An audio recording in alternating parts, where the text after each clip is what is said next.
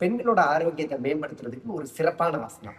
Meditation பண்ணணும் அப்படின்னு நினைக்கிறவங்க ஆரம்ப நிலையில இருக்கக்கூடியவங்க பண்ண வேண்டிய முதல் ஆசனா. இது ஆசனா தான் இன்னைக்கு டே 7ஓட நம்மளுடைய 100 டேஸ் சேலஞ்சில் நம்ம பார்க்க போறோம். அந்த ஆசனா பேர் பாத கோணாசனா. இந்த பாத கோணாசனா பண்றதோட பலன் என்னன்னு பார்த்தீங்கன்னா, இது மூலாதார சக்கராக்கான ஆசனா. அதனால மெடிடேஷன் பண்றவங்க முதல் சக்கராவான மூலாதார சக்கரா ஆக்டிவேட் பண்றதுக்கு இது ஒரு சிறப்பான ஆசனம்.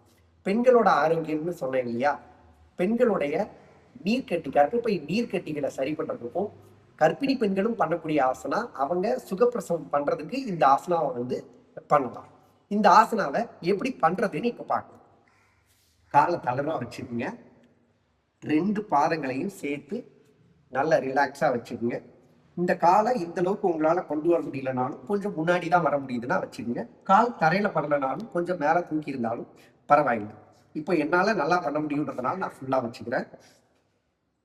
வச்சுட்டு முதுகு தண்டுவடத்தை நேரா வச்சுக்கோங்க. இதுல முக்கியமானது முதுகு தண்டுவடம் நேரா இருக்கும்போது தான் நம்மளுடைய மூலாதார சக்கரன்றது ஆக்டிவேட் ஆகும். முதுகு தண்டுவடத்தை நேரா வச்சுட்டு நமஸ்காரம் வச்சுக்கோங்க.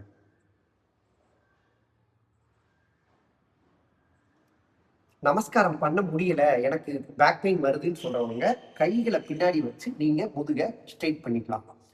என்னால பண்ணவே முடியல அப்படின்றவங்க வச்சு, நமக்கு முக்கியம் முதுகு தண்டுவடம் நேரா இருக்கும். அதனால கைகளை பின்னாடி வச்சும் நீங்க முதுகு தண்டுவடத்தை நேரா வச்சு பழக்கத்தை வழக்கமா மாத்துறதுக்கு என்னோட இந்த சேலஞ்சில் நீங்க கலந்துக்கணும் அப்படின்னா என்னை ஃபாலோ பண்ணிட்டு தம்ஸ் அப் ரெடி அப்படின்னு சொல்லி கமெண்ட் பண்ணுங்க.